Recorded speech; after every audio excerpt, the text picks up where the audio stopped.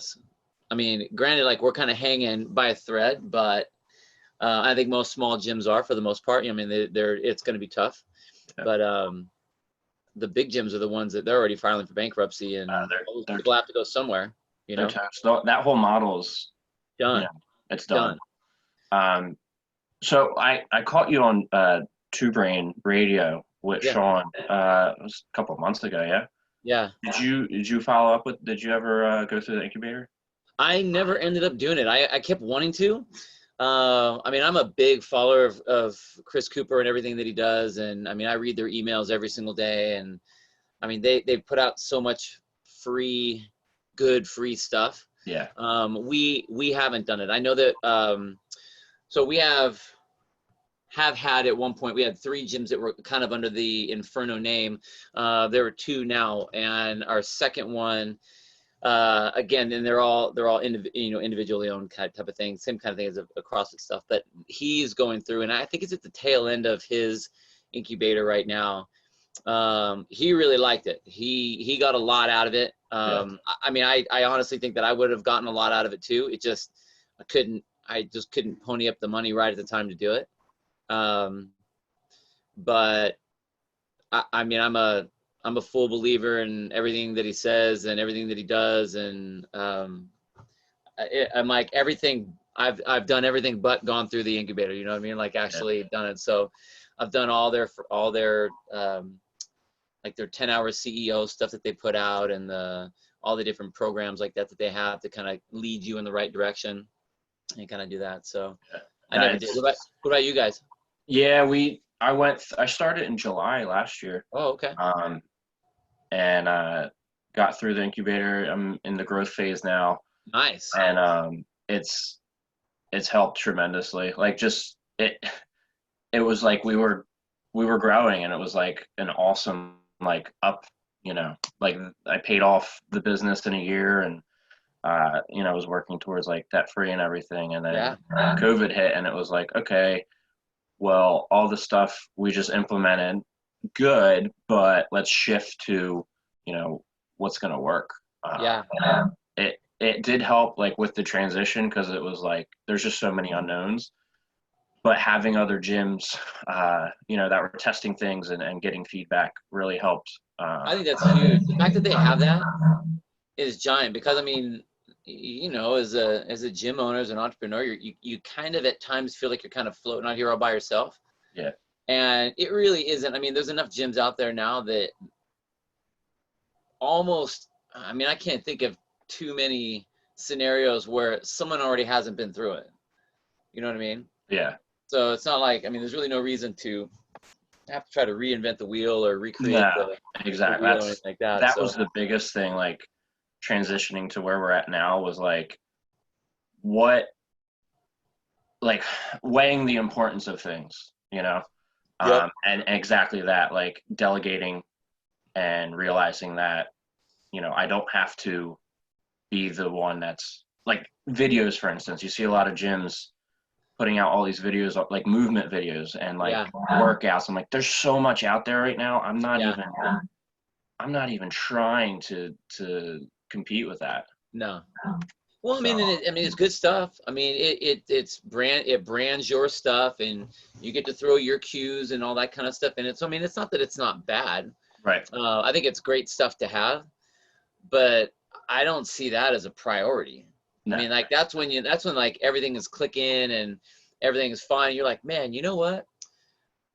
I really feel like I have nothing to do right now. That's when you kind of go to that kind of thing. You know what I mean? And you're right. I'm by far, I'm not in that position at all. I mean, and I think that honestly, that would be something that would be a delegated something to someone else. I mean, let your coaches that are really trying to like pick apart people's movements and things like that, let that be their platform to, put that stuff in there. But yeah, you're right. I mean, it's cool, but there's a lot of free stuff out there. So, I mean, why redo what's already there?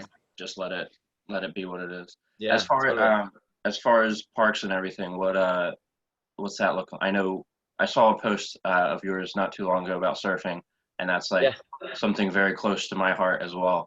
Yeah. unfortunately here in Jersey, beaches and parks and everything's been closed. They're reopening loosely this Saturday. Okay.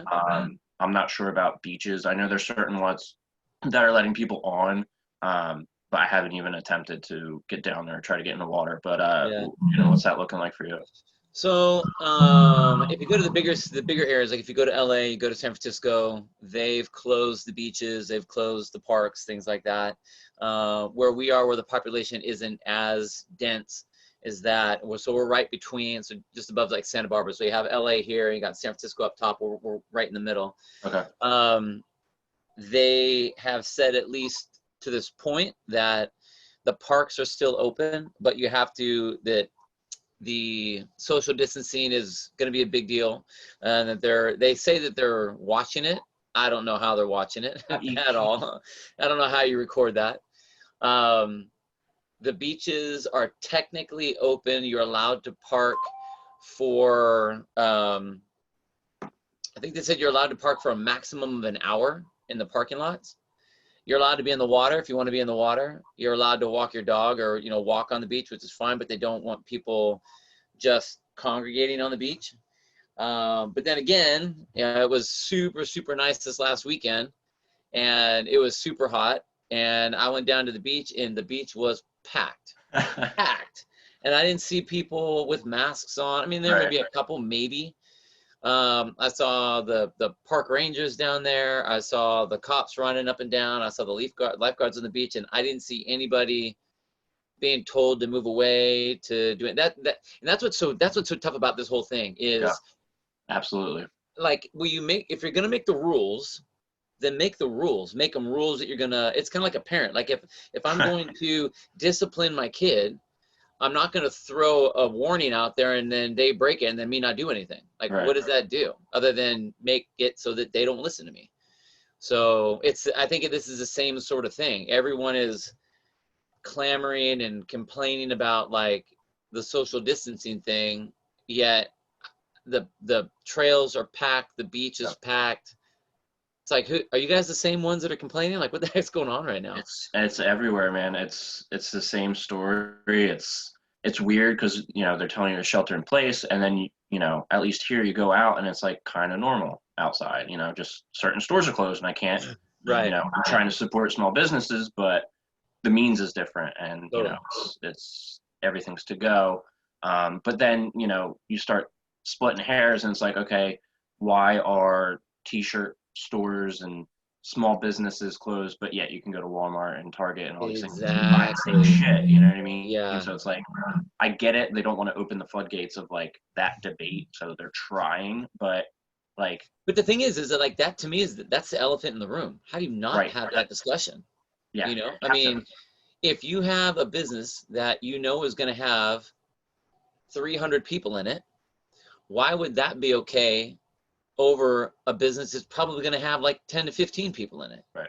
Like, where's the spread going to be? If it's a gym, especially a CrossFit setting, you're monitoring everything and cleaning, and, like, who's using what. Yeah. But it's we're a small fish in the pond, so it's hard to make a noise. I agree. It's frustrating. It's frustrating. Well, I just went live in our Facebook group. Okay, cool. So we got some people watching. Yeah. So thank you for doing this. Thank you for sure, man. For connecting, man. I was hoping we would have got you last year. We were trying to set up that master seminar, but it's good to connect. So for some people who might not know, you've been in the game for quite some time. Maybe could you just give me a little background and how you found CrossFit? Sure. I think that my entry into CrossFit is a little bit different than a lot of people's. I think it's one of those things that very similar to religion, like you find it when you're supposed to find it kind of thing. When I found it or first heard about it, I had a friend that I went to school with. Him and his wife actually moved up to Santa Cruz, and he was looking for, I was a wrestler in college and he was a rugby player. And he was looking for different gyms to do and just kind of getting bored of the normal stuff, and found a grappling gym at one point, and then ended up in Glassman's gym, like the original gym. Oh wow. And so he's like, hey, I found this gym. It's super cool. It's got all these people. They do these, weird pull-up things, and they do these things and those things. And they just put up a website. You should check it out. They have it's free. And they got all these workouts on there, like a free workout every single day. You can just check it out. And I know you like crazy workouts, so it'd be kind of cool. I'm like, all right, so that's fine. So I literally was on CrossFit.com like early 2002, somewhere like around March 2002. So that's when I originally saw it. The funny thing is that I didn't get it at all. My daughter, my ex-wife at the time, her best friend was my buddy Nick's wife. So that's how they were together. The two girls, they played water polo together in college over at Cal Poly. And my daughter is 5 months older than their daughter. And so we were up there for a baby shower, and at the baby shower, and it was like in the evening time, and everyone's been drinking and whatever, the whole CrossFit crew shows up. So it was Glassman. It was like probably like 5 of them, I guess. I didn't even remember who they were. I just knew it was some old guy that was talking to me about like, hey, we should do a pull-up competition. And I'm like, I'm a wrestler, man. I'll do pull-ups all day long. And of course, everyone's drunk, so everyone, the bravado's all there and everything. And I saw, weird, not strict pull-ups, and I'm like, what are you doing, flopping all over the place? And they weren't even doing kipping butterfly pull-ups at that point. That wasn't a thing yet. It was just go as fast as you can and do whatever you need to do that, and I didn't do that, So that was like my first introduction into like kind of the toe in the pond kind of a thing. I circled back. I kind of messed with some of the workouts, and like the first workouts that I remember when I was getting into it was like, it wasn't Fran, it wasn't Murph or anything like that. It was, how many sets of 5 unbroken push-ups can you do in 15 minutes? Or how many sets of 3 unbroken pull-ups can you do in 15 minutes? Or how long does it take for you to do a static 5-minute handstand hold, against the wall? Like there were those kind of things. I mean, there were the other ones as well, but those were the ones that I remember like, that's kind of interesting. It was really interesting to me. It was probably around 2006 or so. I was a fire captain in the fire service, and I was working out all the time, and I was stronger than most of the guys that I was around, and I was faster than most of the guys that I was around, and I was still doing the same types of back and bis and chest and tries and all that kind of stuff. And I can feel like my elbows were hurting, my shoulders were always sore, my knees were always sore, all those types of things. And I was trying to figure out, like, why am I working out so hard? And is it the right thing for me? Like, maybe I'm getting too old for this stuff. Right. Maybe it's not time for that anymore. And I don't even know how I found it. I found the Glassman What is Fitness article and read it. And literally it was like a light bulb went off. And I'm like, this is what I need. I need to be able, when you boil that all down, it's like, you should be good at everything. Right. Long, short, heavy, light, fast, blah, blah, blah, all that stuff. And being a firefighter, that's what I wanted to be able to do. Plus, I could go and I could do triathlons, or I could do lifting stuff, or I could do all those things. And at that point, that's when like the rays of sunshine came on down, and and it was all CrossFit. So there was a blend, I would say, probably over the course of about 2 years, where it took me, I would do my regular workout, and then I would do the CrossFit workout on top. And regular mean I'm like, okay, we're doing like 5 sets of bench, then I'm gonna do incline bench, and then I gotta do decline bench, and then we have to do all that kind of stuff, and then I throw the other workout on top of it. And then I flipped it, because it wasn't making any sense to me anymore. Like, I didn't know why I was doing all that other stuff, but I would still kind of I'd keep the curls in there, because you still have to have nice arms, and I still want to do some dumbbell flies, because you still have to have the chest. And then after a while, I'm like, what the hell am I doing? This is worthless for me. And then at that point, it was like all CrossFit, all in. I got my affiliate. I think I got my level 1 in 2007. My level 2 in 2007 as well, I think. And we opened up our affiliate in 2008. And so CrossFit Inferno's been around since 2008. Awesome. And then, then we've just been all in since then. That's awesome. That's awesome. It's kind of all encompassing, it's like, it's in everything you do nowadays. Yeah. It's cool. It's one of those things that, like, when you do find it, it totally changes your outlook on really everything, how you approach the day, how you approach life, what is stress, what really isn't stress, what's Totally. hard. It's really an amazing thing. The craziest, like the point when I realized, like originally, like when I got into it and I was seeing all the old school names on the leaderboard, and these guys are putting up like Chris Spieler and Miko back in the day, and like those names, you know what I mean? Like I'm talking the OG guys, Right. and Greg Amundsen, and I'm looking at these names and numbers, and I'm always comparing myself to these, and like, how did I do? I beat him this time. Oh, he got me on this one, and I'm looking at that, and so in my mind, when it was, hey, let's start to put together a gym, or let's do something like this, what I was thinking in my head was, I just want to work out with a bunch of badasses, like, because this is for badass people. Like that was my competitive spirit talking to me, like the 12-year-old kid talking to me from the inside, Right. I was doing CrossFit at a regular Globo gym at the time, and I saw one of the trainers working with this lady who was overweight, and he had her doing dumbbell curls, which everyone was doing dumbbell curls. I mean, it wasn't unheard of to do that. And I remember him making the point of saying, you need to make sure that you twist your hand at the top so that you get the full peak of the bicep when you're doing these curls, and it makes it so you can't cheat, blah, blah, blah. And I'm sitting there thinking, like, what the fuck does that lady worry about the peak on her bicep? Like, she's not going to be on stage in a glistening yellow bikini doing a double bicep pose. You know what I mean? Like, it was that moment where I was like, wow, you know what? She needs to be sitting on a chair and getting back up again. Right. And that was when I saw okay, it's not just badasses and my firefighters and the military. It's my mom needs this, my dad needs this, that overweight lady needs it, this kid needs it. Now it was, wow, this is an everyone needs this thing. And that was like when it was like, oh, okay, I get it now. I totally get the big picture of it. It's not just badassery. It's true functional health and fitness. And I'm really happy to see, that shift that, I mean, what, it was 2 years ago, I believe. Yeah. And that's how we've always operated as a gym. We've never really been a competitive gym. I think maybe in the early days, our affiliate's been around since 2008. I took over January 2019. Okay. I found CrossFit in 2014, so still pretty new. But for us and our location and who we are, that's always kind of been our model of health, and just trying to get people to move better and think about life differently. So for me personally, it was awesome to see what CrossFit was doing and kind of rebranding and, making it more approachable and less on, the games. And I think that was important at a certain point to kind of get it to where it is, and then you hit the peak, I remember watching on ESPN years ago, and, you get your name out there, you get the brand, everybody knows what CrossFit is.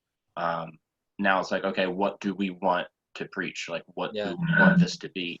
And like you said, you're seeing that lady doing bicep curls. And it's like, well, that's not going to make her healthier or fitter. No. I think the intention was always there, but maybe just, the message got, mixed up with the journey, I guess you could say. Yeah, I think that was really a rough time. And I as someone that has been in it for a long time, on both sides, as the coach side and the affiliate owner, and even as the athlete, I always preached, because Glassman always preached, that there is a difference between CrossFit, the fitness program, and CrossFit, the sport of CrossFit. Right. Like, they're two totally different things. Absolutely. To be an elite level athlete in anything, and I mean, I don't care what it is, if you are training for the absolute elite levelism of that, you are not adding years to your life. You're taking the years off your life because of the amount of stress, the amount of abuse, the amount of beating that you do on your body. Like, that's just how it is. And I remember having a conversation with Chris Spieler when I was getting my level 2, and we kind of hit it off because he was a wrestler and I was a wrestler, and we were, just kind of talking about it. And I said, hey, do you think like you're going to start breaking down? Are you going to have like overusage type stuff with this? like we would if we were wrestling the whole time, or if we were running the whole time or whatever. And he's like, even back then, even he said, he's like, if you're moving correctly, why would you break down? And I don't think that was wrong. Right. But I don't think that nobody really knew at the time, like how aggressive the athletes are going to go and what they can. I mean, and that was 2008. Look at the difference between the 2008 games and what the athletes are doing versus what they're doing now. I mean, like I just saw Bronislav, geez, man, Olinkowicz, that guy. So I met that dude in Switzerland, and at a competition, and so we've kind of talked back and forth every once in a while. And I just saw him he got a PR for a snatch. It's 127 kilograms, so it's like 275 or 280 pounds. His hands are like this. Snatch, barbell snatch from the ground. Like the things that people can do now are unreal. And if you constantly push that, then yeah, that's not fitness anymore. That is sport. You're not trying to be the fittest. You are the fittest, but you're not trying to be functionally fit. You want to be able to win the race, whatever the race is. Everybody else is the other way.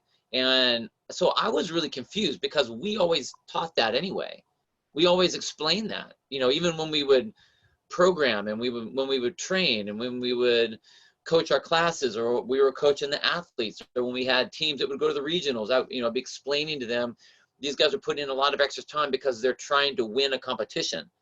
They're not trying to go to their doctor's appointment and have the doctor go, wow, your cholesterol level has dropped. That's great. So that was confusing to me because being part of the game scene and being an athlete, like I didn't like the fact that it was taken away and that it was changed like that. But that being said, I don't think that it was bad that what CrossFit did as far as what they were doing on the .com site. Right. I wish they could have gone two different routes and split it and had two different businesses, because that's the way I talk it anyway. That's the way I coach it. That's the way our business is. And that's what I believe. So do it my way already, Right. But I like the fact that it is a big deal, because it is a big deal. Yeah. It is a big deal.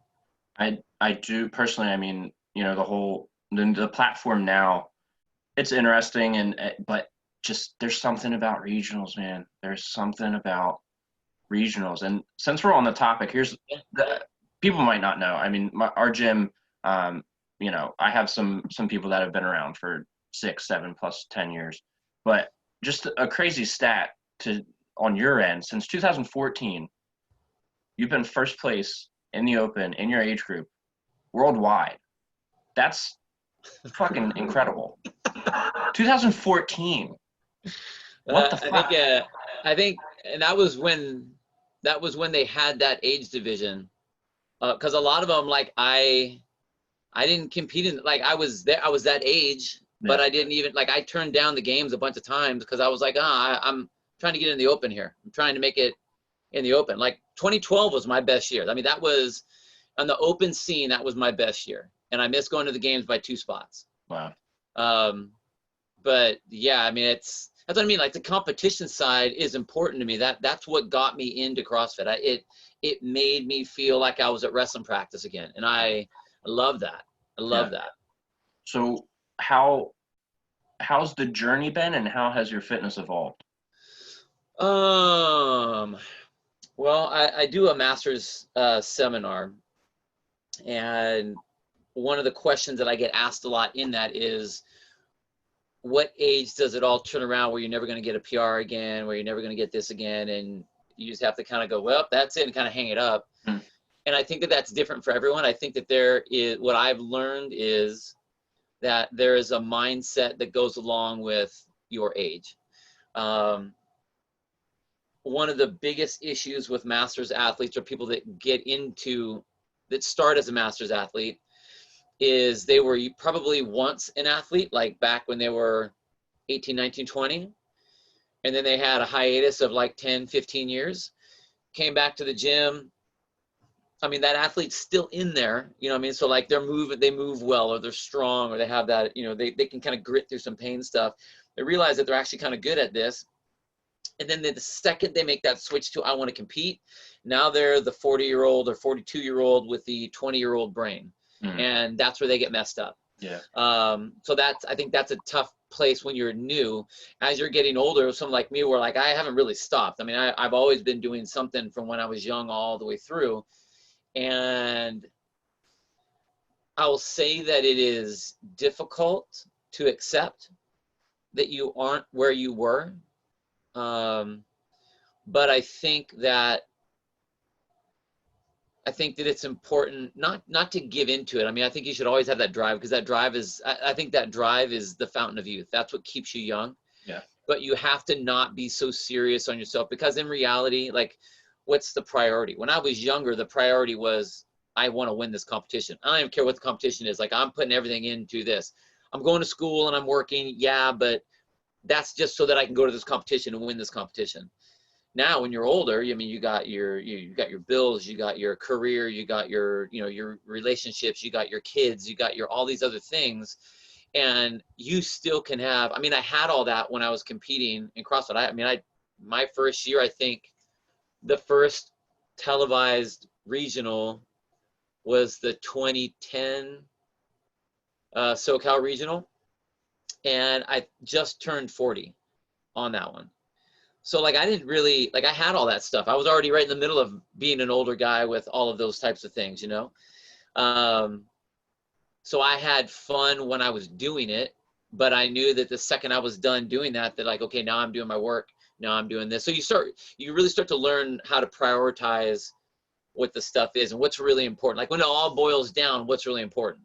Right. Well, I love to compete, but is that my number one priority? Of course not. My kids are my number one priority. My job is, going to be up there next to make sure I have, the funding for my kids and the house for my kids and all that kind of stuff. I mean, that becomes it, but I love to do it. It brings me a lot of joy. And I think there's realizing the difference between a priority and something that you just do purely for enjoyment and love and whatever. And so I think that's been the big one.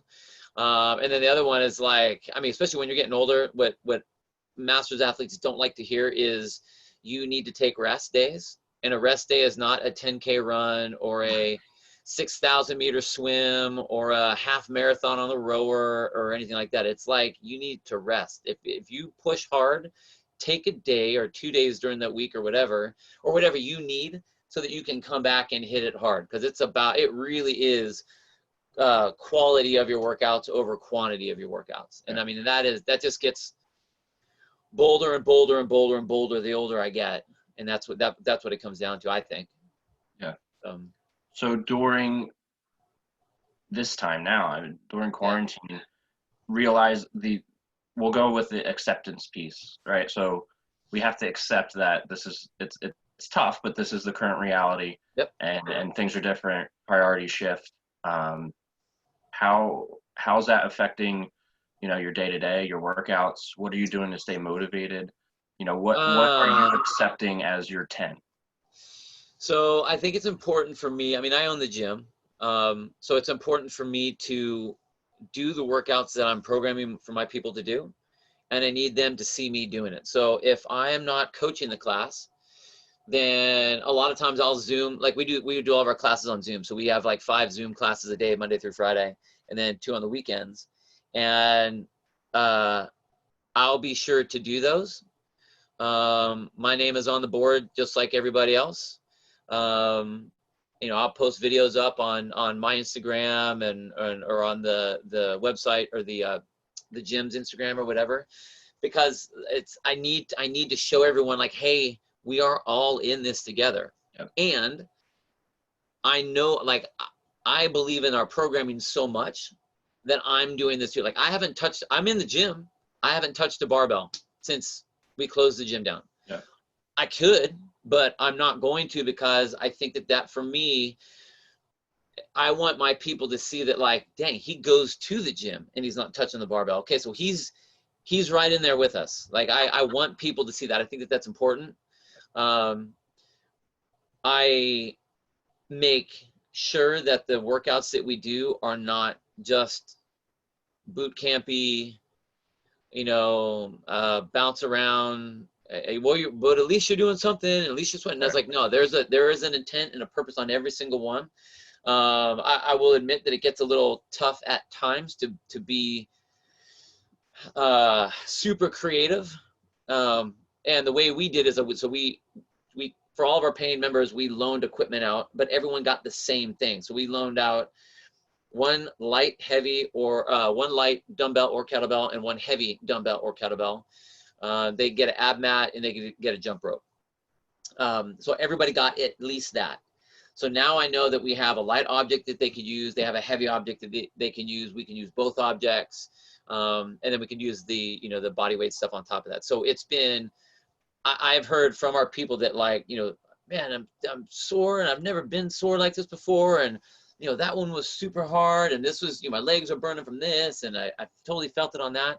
So I take a lot of that feedback and really try to implement as much as I can with that. Like my job as their coach is to push their fitness. And, so I'm constantly trying to tell them on videos, like, into our Facebook group and stuff like that, just either words of encouragement or just get on there and be like, I don't know what the hell I was doing on that one. That one sucked. Just like, hey, like, I know it sucks, man. Like, I know it sucks too. So we're all in it. And I think that if I can get them past the din of, this is shitty, we're stuck at home, we can't do this, it's, why do we only have to do blah, blah, blah? And it's like, okay, you didn't ask those questions before. Why are you asking them now? Like, I'm going to take care of you guys, I promise. Like, I'm showing you that I'm taking care of you. So I think that's become the main thing. So like, I love when I get to hop in and do the workouts, because it's time for me to shut off my brain, because every other moment after that, I'm thinking, how can I make this better for them? How do I give them, the quality of service? If they're willing to pay their membership to me, I need to make it worth the money that they're paying.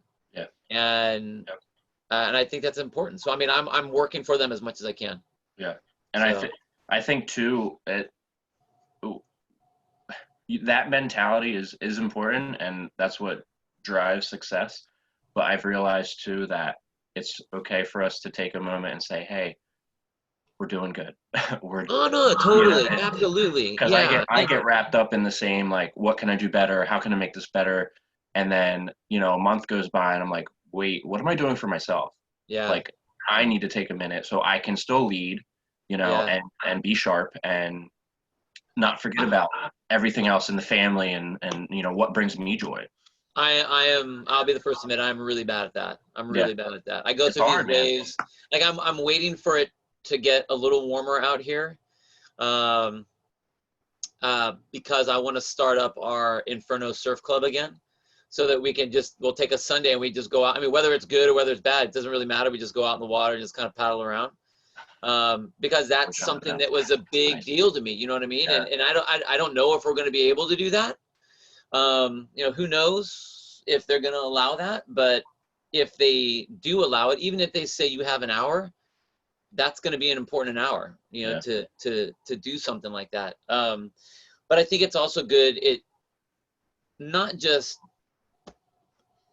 is important for us to take care of us, but it really does bring me a lot of joy when I can get these folks that are stuck at home. They're working at home, they got their family at home, everyone's at home, and they like want to rip each other's throats out because they're just in each other's face all the time. If I can make them laugh, if I can make them smile, if I can give them a moment where they're not in that world and I can kind of transport them to someone, something else.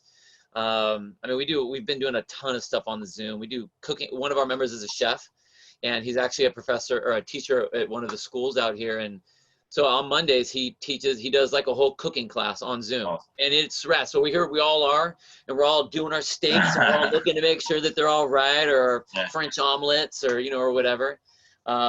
We do a speakeasy night on Saturday nights, and it's just bring your favorite drink, and we hang out and we'll talk and just kind of bullshit on stuff. Whatever we can do to have some fun, because I think it's important, because it's too easy to get wrapped up in the bad and how it sucks and this is terrible and the whole when is it going to end thing. And I'm just like, stop worrying about when it's going to end.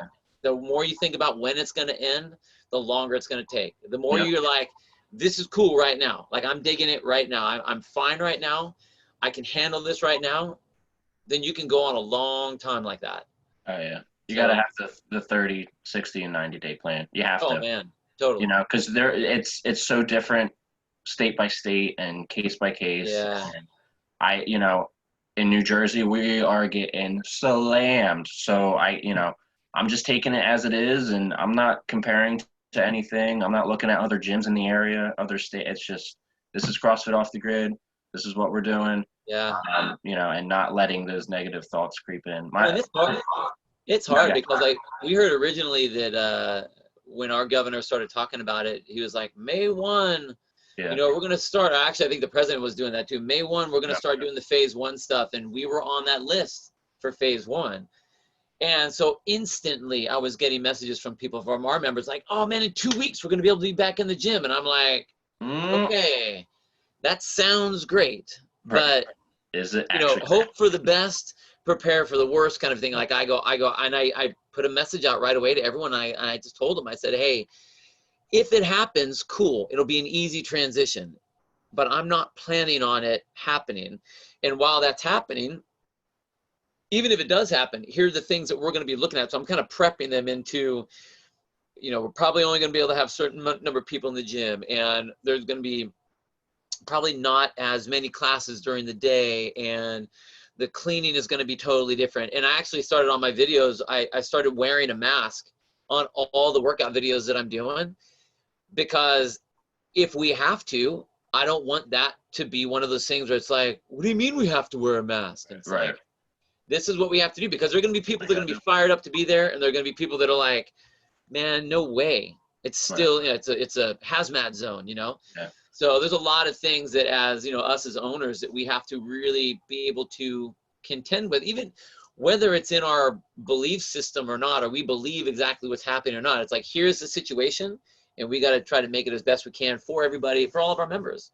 Yeah. We want it to be a safe place for everyone. We are health and fitness providers. So how can we just toss that all out and just either get people in or keep people out or whatever? So it's tough too, because there's so many questions and so many unknowns that making a decision is in this moment, it's difficult, because so hard. We don't have the blueprint for what we can and can't do and what we need to do. So until that happens, I'm planning. I have a vision in my head of what it would look like, but who knows what that's going to look like.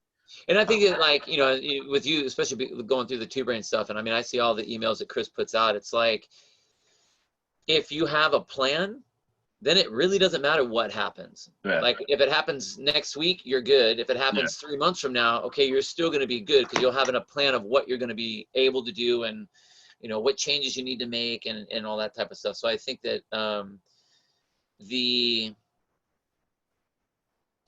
honestly, and this sounds really weird, I just, and I don't know if it's a firefighting thing, but like the worse stuff gets, the better I'm able to perform. It's when things aren't bad that I fuck up on stuff all the time. Like I just can't, because I get distracted. But like when they say you're mandated now to close your doors, ready, go, then it's like, okay, I need to make something happen right now, and I need to and it's got to be good. Or thinking about opening your gyms back up, ready, go. There's no way it's going to be like it was a month and a half ago, like that. So I just think that like when that pressure gets put on, that's when I perform best. And I think, like, just like what you're doing, the best way to do it is not to look around at what everyone else is doing necessarily, but like do what feels good and right in your gut, and then go from there. Because then at least that way, like you're playing off your own, you're getting your own data, and you're seeing how that lines up, rather than, well, so-and-so said that this worked, and so-and-so's doing that, and they're doing this thing, but those things, and no one ever knows all the ins and outs of the story. So, at least if you're doing your gig, and you know it in and out.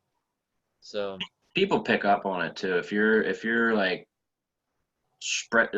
treading water and just making not gut or instinctual decisions, people see through that and they Oh know like, yeah. what the fuck this guy doing, you know? Yeah. But if you're truly leading from the heart and doing what you're believing in, you know, they're right there behind you. Well, and that doesn't even mean that it has to be all perfect moves. I mean, I think especially now I think what people really want to see is that you're doing everything in your power to do the best for them. Yep. And if you fall on your face with something, then own it. Be like, okay, that one sucked. Sorry. Let's try this instead. You know, no harm, no foul. But at least you know, and they see that I mean, who is gonna give an honest attempt and then say that they messed it up? Like, I mean, that's someone with some integrity, and I think that that's a huge deal. You Absolutely. know. What have you been enjoying about quarantine? Ah. Are there things that hobbies or certain things that maybe, you know, went by the I wayside think or you're creating again? um well, I will say that I do like the fact that, and this is gonna be like totally old man status on this one. Total old man status on this one. It is pretty nice to be able to go to the store and not have people up in your face all the Yeah. time. Like, everyone seems to be very respectful of everyone's area, which is it's a unique thing, and it really shouldn't be a unique thing, but that's just kind of nice. Like, you go to the store now and it's not, I don't feel like I'm at a rock concert every single time because I'm trying to weave in and out of people. And I mean, that's super superficial, you know what I mean? Like, that's kind of dumb, but I think that that's just kind of cool.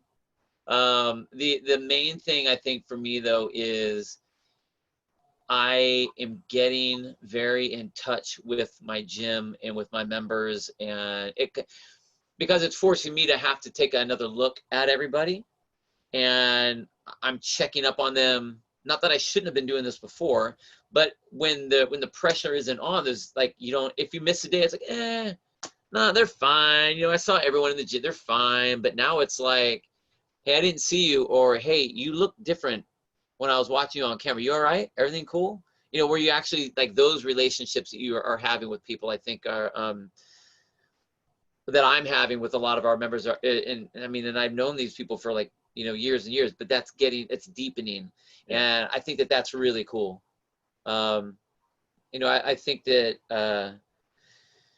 the members that stick around to the end of this thing, and the relationship of myself to the members, our coaches to the members, myself to the coaches, the gym itself to the members, I think that that's going to be something that's pretty special on the other side of this. Yeah. And I think that that's actually going to be a big thing for a lot of gyms. I mean, like, I'm excited to see what it looks like on the other side. Same. Just because of how tight we're getting right now. I mean, Absolutely. the fact that we're able to still keep people engaged after, I mean, how it's been 6 weeks, I think now, something like that. I've 6 weeks lost of, track. I have no idea how long. you know, yeah, totally. Of not seeing anybody at the gym and people doing workouts in their bedroom or their living room or their garage or whatever. Like, that's cool. I think that the fact that they can do that is amazing.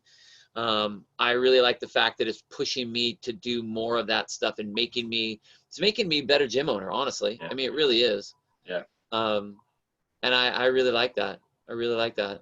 Same. It's been, like you said earlier, about when things are kind of thrown at you and you have to make a decision, or you're in the heat of the moment, or I used to work in the kitchen, so when you're in the weeds, that's when clarity hits. And something like this kind of forces you to think, you know, what is important, and do I really need to do, you know, old habits are dying, and like just looking at things differently. And going to the grocery store, there's a different pace, there's a different, it's nice because it's like, okay, I've really had a new, you know, outlook on things, and Yeah.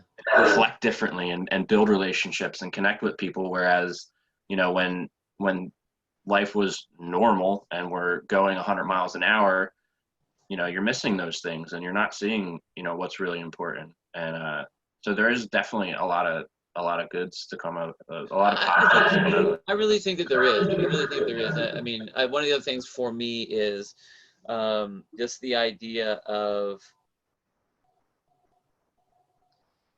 like it takes some, I don't want to say if learning is the right word, but being able to be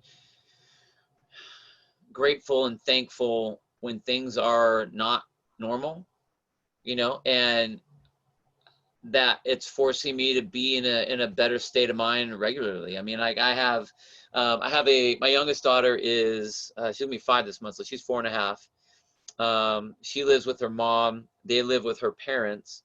And so when all this stuff started happening, there was the whole, hey, I know the gym is still open. Maybe we shouldn't do our trading of you know, our daughter back and forth because I don't want her to get something from you and her to bring it back to the house. And I mean, and that was kind of a lame thing. Honestly, I had a hard time with that. But at the same time, here's a really shitty situation, and I am testing myself to see if I can be cool with that. And, you know, so we FaceTime and we play on, you know, on the phone or on our iPad or whatever. And I am happy that I am at least able to get that right now. I mean, there's a lot of weird things that are going on with this whole deal. I mean, depending what relationships you have and, you know, what jobs you have and, you know, people moving back with their parents. And I mean, all these different weird things. And it would be very easy to get very negative about it. And I just see it as like this really incredible test just to be able to go like, all right, when we come out of this, when things get, like you said, quote unquote normal, just imagine how great things are going to be. Like if it's can be good now, just imagine how nice it'll be then, you know? That's all pretty cool. all the little things you take for granted, it'll smack you in the face. Totally. You know? They'll be huge. They'll be such big things. Yeah. Yeah. I know it's hard to imagine, but where do you see, like, what is fitness gonna look like after this? On On a small level and then on the games level. Okay, on a small level, I don't think that the CrossFit space, the CrossFit gym space is going anywhere. Right. Mostly because I think that we as CrossFit owners, the relationships that we build with people while we are, you know, prescribing them fitness and how to improve their fitness, I just don't think you're not going to get that in a boot camp. You're not going to get that. I mean, you may have someone with all kinds of energy, but they don't have the knowledge and they don't have the movement care to really get you to where you want to be and to work around injuries and to work around, you know, whatever sort of issues you might have. I don't see that going away anywhere. I do see people wanting to come back to the gym. I don't see that leaving. Yeah. I think that there will probably be more either smaller group classes or more one-on-one type stuff. Honestly, for us, like I'm going to continue when we go back to normal, whatever normal is. I'm going to continue to have Zoom classes because I think that the reach that it can get for, you know, we kind of live in a college town. And so we have a lot of kids that are with us for 4 years. They love this gym. They go wherever their job is. And then they're like, man, I really wish Inferno was here. Well, now it still can be. Yep. We have a lot of people that like they travel for business. And now if we had a morning class and an evening class, they could go to the hotel gym, put their phone up and they could still do their classes. So they're still with us. Yeah. Awesome. You know, if someone's sick, if someone is like, you know, I couldn't find the keys to my car and I couldn't get to the gym, but I can still get my fitness. And I think that is still going to be there. And I honestly think that a lot of those big gyms, they're the ones that are going to have the hard time, not 100%. Not us, because their model isn't going to work the way that it did. And more than anything, they're all going to go out of business anyway. So, you know, we are going to be able to make a lot more connections with people because those people are going to need to go somewhere. And, you know, I don't need to have 3,000 members at my gym. That would be cool. I don't need that. You know what I mean?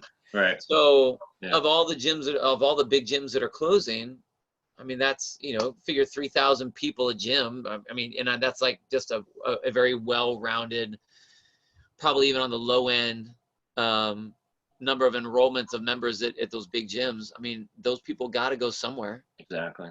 So I think they'll always be there. On the games level,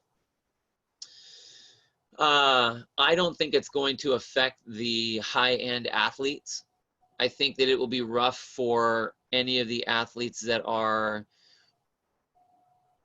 the up-and-comers, because they probably don't have all the equipment that they need to be able to train to the level that these other athletes are. I mean, you take the top 20 in the world, men and women, and in teams for that matter, they have all the pieces of equipment they're going to be thrown at them. Yeah. They all have bikes, they all have ski ergs, they all have rowers, they all have worms, they all have yokes, they all have pegboards, they have everything. And I think that they will all still be able to compete. I do think that we'll get to a point where, we'll be able to have them all back on the floor again somewhere. I know HQ was talking about having the setup at Aromas, and I think that that's fine. I just think that what's most important about that's a setup like that is they need to make sure you get the right people to. I don't care how many people you bring to Aromas. It doesn't really matter to me. I don't think you're going to be able to have 250 men and 250 women. Yeah. I don't think that's going to work. But whatever number that you choose to bring, you're going to have to cut some people out. So make sure you make the cuts correctly. Like if you make it to where, I personally, this is my own personal opinion, if you have the CrossFit Games and your international athletes aren't able to travel into the US, and so we're missing some of the big names, then you don't have the fittest, you don't have the competition of the fittest on earth anymore.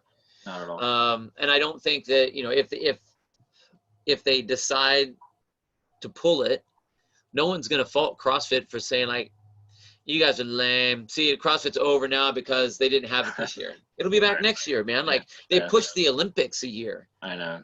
So I mean, if the Olympics is going to be pushed a year, like who would give us crap about not having our world championship in 1 year? I mean, you could do it the next year. Granted, that sucks, but there wouldn't be a black mark on CrossFit or anything else. And if you had the competition, if everyone didn't show up, then it would be a black mark. It would be an asterisk. It would be and here's the champion, but not everyone was there because that was, I mean, who wants that? That's true.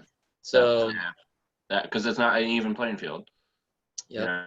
You're not taking into consideration all factors, and that's right. So I think if that is the case, it's best to do. I mean, there's no sports right now, so you're in it with everybody else. Totally. And that's what I mean. Like, I don't think there would be a black mark and no one would have anything bad to say if that was to happen. No, not at all. Not at all. Well, I truly appreciate your time, man. I really appreciate you doing this. I got one last question. Sure. I'm not sure. West Coast, East Coast, we're big on pastries and donuts and all kind of baked goods. What's your favorite donut? And if it's not a donut, what's your favorite dessert or my favorite dessert, honestly, is regular old-fashioned, like out of the box Betty Crocker brownies. I mean, just like no nuts, no like drizzled caramel or anything on top. This is the one that you put in the pan that it gets that little crispy thing on top. That's the best. And you go to pick up one, but you probably grab two, and then you can like squeeze them together and then make like a brownie apple, and then that's what you end up eating. Like it's so moist. Like my daughter knows that for my birthday she makes me a plate of brownies. I cannot eat one brownie. No. I have to eat it until the entire thing is done, and then I'm good. But like brownies are my thing. That's your sweet spot. It's that crispy edge, man. Oh man, so the corners are the best. That's the best. That is the best. So, well, again, thank you for doing this. I know you know, these are strange times, but I'm happy we got to connect. I know we'll be stronger coming out of this, and Totally. our gyms are going to be great. And you know, it's been awesome to see uh, the community come together. Really. Yeah, and I appreciate you hitting me up, man. Like I think stuff like this is awesome. If anybody has any questions for me about anything, about being a master's athlete or an older athlete or Dude, 2014. Come on now. yeah, That's insane. That's fucking insane. anything like that, programming stuff, just anything. I'm really easy to get a hold of on Instagram. It's just at Bill Grundler.